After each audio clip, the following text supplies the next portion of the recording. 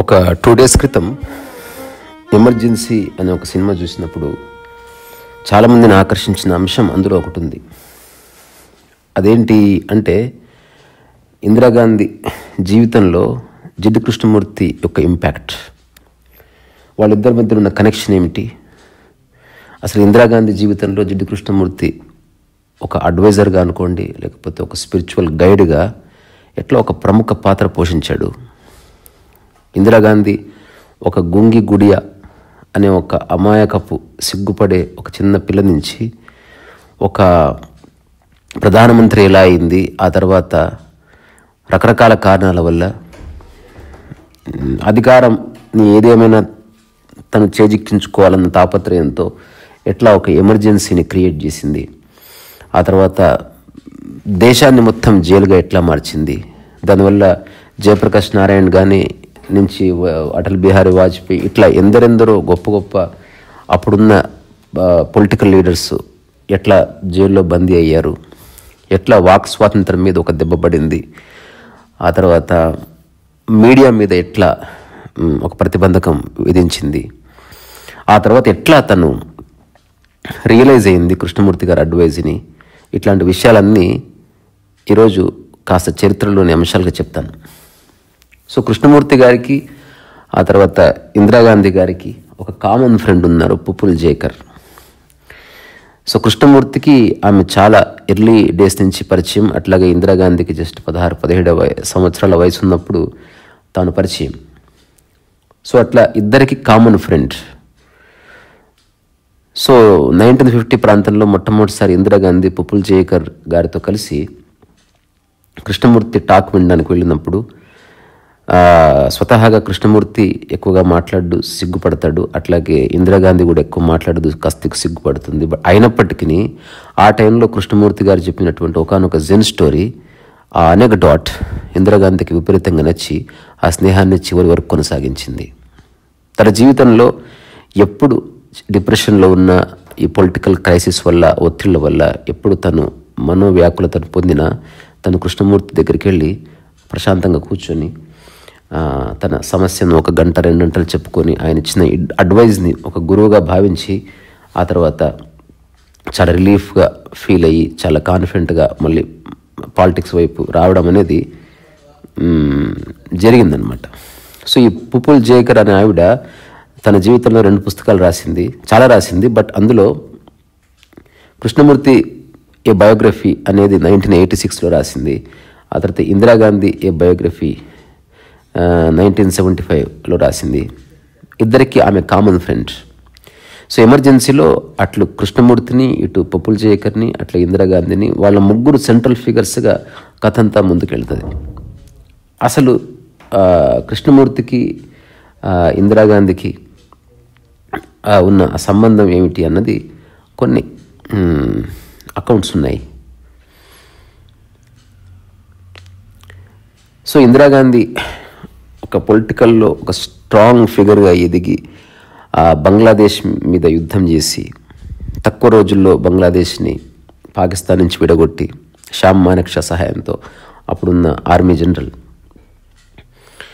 ప్రపంచానికి ఒక సందేశాన్ని ఇచ్చింది. సినిమాల్లో అవి చాలా బాగా ఎగ్జిక్యూట్ చేసి చూపించారు, ఎందుకంటే చరిత్ర అన్నది తక్కువ సమయంలో చూపడం చాలా కష్టం. అప్పుడున్న అమెరికన్ గవర్నమెంట్, అప్పుడున్న ప్రెసిడెంట్ నిక్సన్, ఆ తర్వాత మిగతా రకరకాల దేశాధ్యక్షుల్ని కలిసి తనకు సపోర్ట్ ఇవ్వమని అడిగినప్పుడు ఒక్కొక్కరు ఎట్లా ప్రవర్తించారు, ఒకవేళ తను యుద్ధం కనుక చేస్తే అంతర్జాతీయంగా ఎలా ఒత్తిడి వస్తుంది, ఇట్లాంటివి.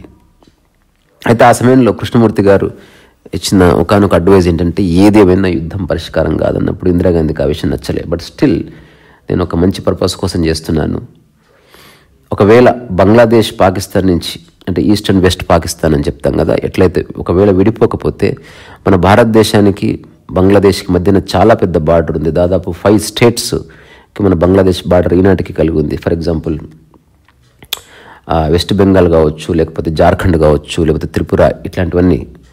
సో ఇన్ఫిల్ట్రేషన్ ప్రాబ్లం చాలా వస్తుంది. ఒకవేళ బంగ్లాదేశ్లో అనిశ్చితి పెరిగితే, పాకిస్తాన్ ఆర్మీ చేస్తున్న ఆకృత్యాలని గనక మనం ఒక నైబరింగ్ కంట్రీగా అడ్డుకోకపోతే, అక్కడున్న వాళ్ళంతా పారిపోయి ఇండియాలో కనుక వచ్చారనుకో, బంగ్లాదేశీ ఇన్ఫిల్ట్రేషన్స్ పెరిగిపోయిన తర్వాత మన దేశంలో అలజడులు జరుగుతాయి.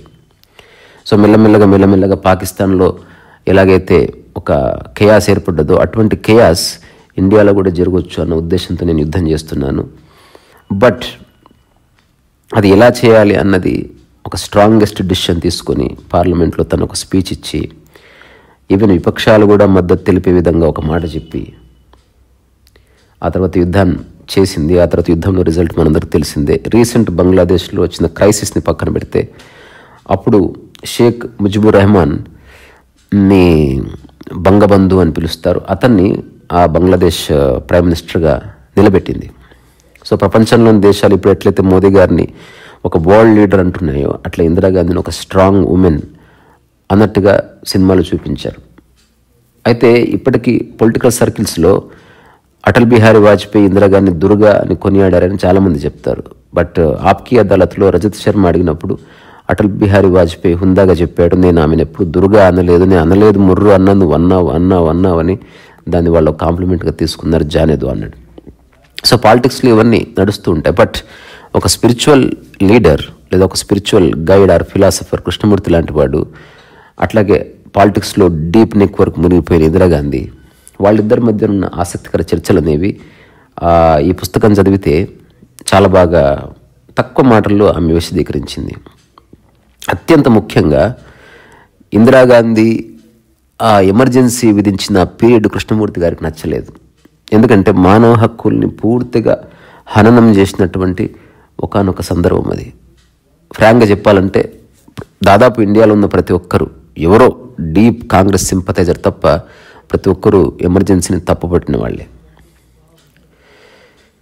సో అప్పుడు ఆ ఎమర్జెన్సీ టైంలో తన కొడుకు చేతుల్లోకి అధికారం అంతా వెళ్ళిపోయింది. సంజయ్ గాంధీ చేసిన ఆకృత్యాలన్నీ డాక్యుమెంట్ చేయబడ్డాయి. అత్యంత ముఖ్యంగా స్టెరిలైజేషన్ అంటే కుటుంబ నియంత్రణ ఆపరేషన్స్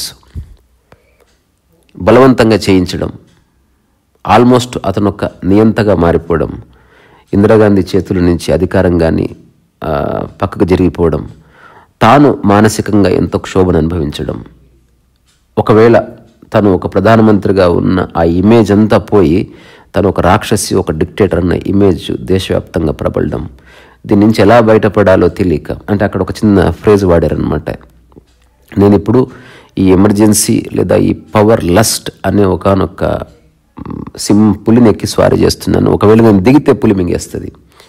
అప్పుడు కృష్ణమూర్తి గారు దగ్గరికి ఏం చేయాలో పాలుపోక, తనకు రాత్రులు నిద్ర పట్టక, తన గురించి వికృతమైన కలలు కంటూ ఉన్నప్పుడు ట్యాబ్లెట్స్ మీద ఆధారపడి తను ఒక డిప్రెషన్లో వెళ్ళిపోయినప్పుడు, ఇక వేరే ఆప్షన్ లేదన్నప్పుడు పపుల్ జేకర్ చెప్పిందట, ఒకసారి కృష్ణమూర్తి గారిని కలువు, సీక్ హిజ్ అడ్వైస్.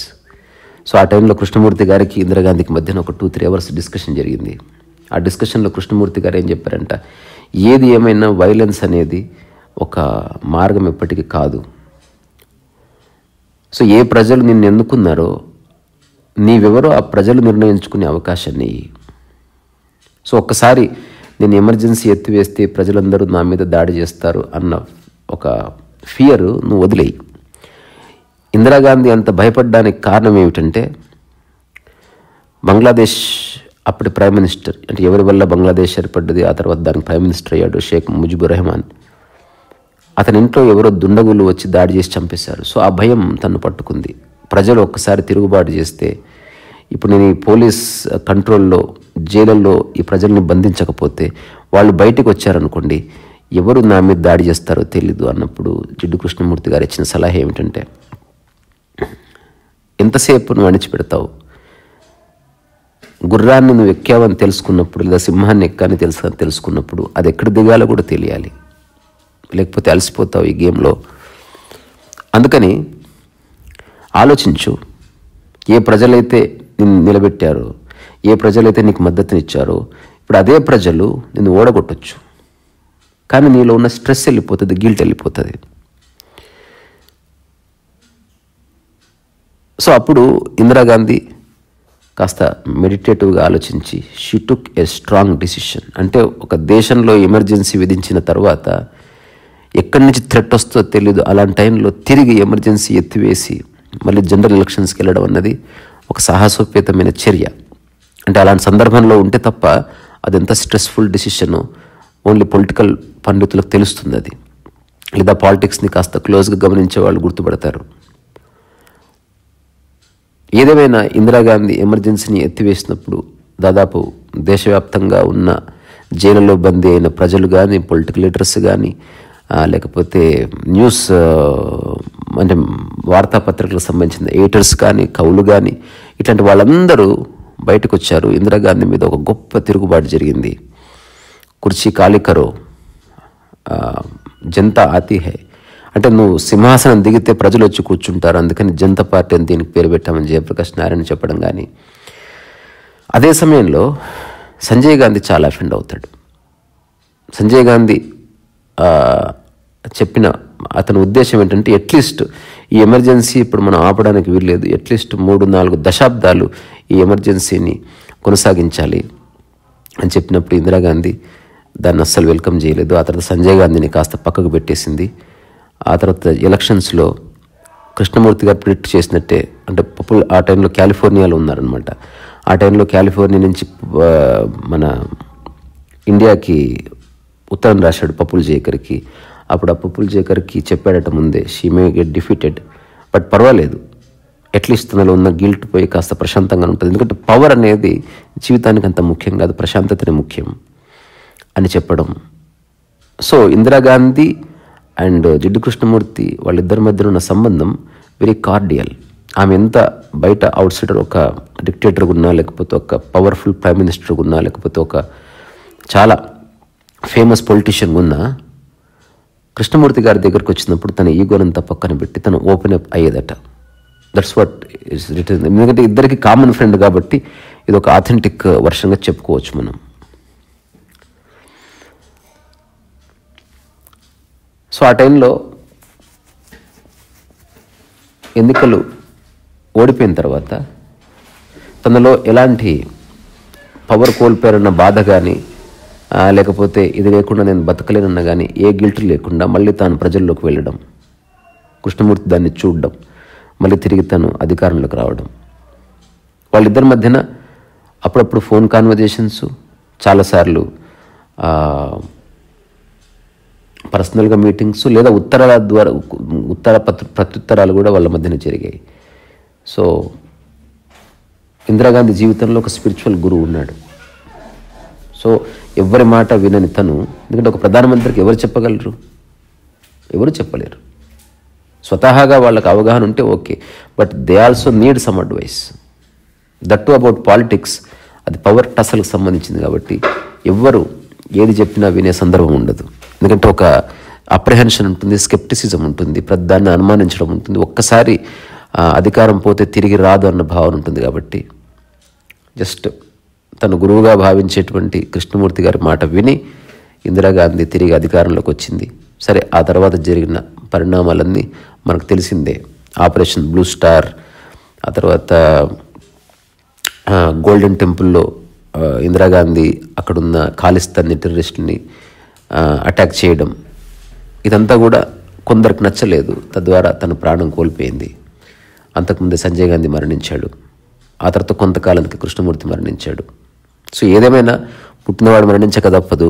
కానీ ఆ పుట్టిన తర్వాత నీకు కాస్త జీవితం పట్ల అవగాహన కలిగిన తర్వాత నువ్వు జీవితాన్ని కొనసాగిస్తున్నప్పుడు నీ జీవితంలో ఎలాంటి పనులు చేస్తే నీకు ప్రశాంతంగా ఉంటుంది అన్న విషయాన్ని తెలుసుకుంటే బాగుంటుంది అని చెప్పడానికి ఇందిరాగాంధీ జీవితం ఒక క్లాసిక్ కేస్ అన్నమాట. సో ప్రధానమంత్రి అయ్యింది, ఎన్నో గొప్ప నిర్ణయాలు తీసుకుంది, కానీ ఎంత మనోవేదన అనుభవించింది ఒకసారి ఆలోచించండి. Such a stressful job. కానీ అది ఒక్కసారి ఆ లస్ట్ అనేది మనసులోకి ఎంటర్ అయింది అనుకో, అది అది అది చాలా కష్టం దాన్ని వదిలేయడం అనేది. ఆ కిక్కు ఇక వేరే ఏది ఇవ్వదు. ఆ పవర్ ఇచ్చే కిక్ అన్నది, దాని మాయలో ఎందరెందరో పడ్డారు. కొందరు ఆ మాయలోనే ఉండి మరణించారు, కొందరు ఆ మాయ పోయి చాలా డిప్రెషన్లో మరణించారు, కొందరు తిరిగి ప్రయత్నించారు అట్లా. సో నేను కృష్ణమూర్తి గారి ఆటోబయోగ్రఫీ పప్పుల్ జేకర్ గారు రాసినప్పుడు చదివాను, కానీ అప్పుడు నేను అంత అటెన్షన్ పే చేయలే, లాంగ్ బ్యాక్ అంటే 2009-10 ప్రాంతంలో. బట్ ఎమర్జెన్సీ చూసినప్పుడు I recollected those reading sessions. ఆ తర్వాత మీకు సరదాగా ఈ విషయాన్ని చెప్పాలనిపించింది. సో సరదాగా ఎప్పుడన్నా ఈ పుస్తకం పుప్పుల జయకర్ గారు రాసింది చదవండి. She's a very good writer, authentic person. చివరి వరకు అటు ఇందిరాగాంధీకి ఇటు కృష్ణమూర్తి గారికి చాలా క్లోజ్గా జీవించిన వ్యక్తి. అట్లా spiritual సర్కిల్స్లోనూ. And she was the president of Krishnamurthy foundation. దాంతోపాటు ఇందిరాగాంధీ ఫ్రెండ్ కాబట్టి చాలా గవర్నమెంట్ బోర్డ్స్లో ఆమె ప్రెసిడెంట్ గాను, ట్రెజరర్ గాను రకరకాల బాధ్యతలు నిర్వర్తించింది. ఒక టైం వచ్చినప్పుడు ఆ రెండింటి నుంచి బయటపడ్డది. తను కూడా ఒక సాదాసీదా జీవితాన్ని గడిపింది. ఆ తర్వాత తను భూమి నుంచి నిష్క్రమించింది, అది వేరే సంగతి. ఏదేమైనా కృష్ణమూర్తి గారు, ఇందిరా గారు, ఆ తర్వాత పుప్పుల జయకర్ గారు అందరూ భూమి నుంచి వెళ్ళిపోయారు. ఏది శాశ్వతం కాదు, కానీ ఈ టాక్ శాశ్వతంగా ఉండిపోతుంది. సో ఇక్కడి నుంచే మీ అందరి ఓపికకు శిరస్సు ఉంచి నమస్కారం చేస్తున్నా. రీసరస్సు వయసు.